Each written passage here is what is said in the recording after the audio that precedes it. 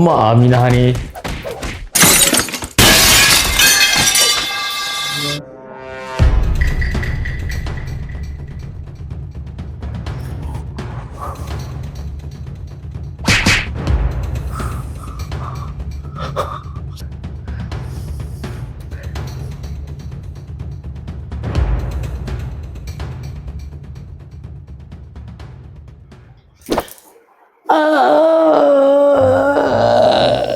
Alah, betul-betul pecah lah.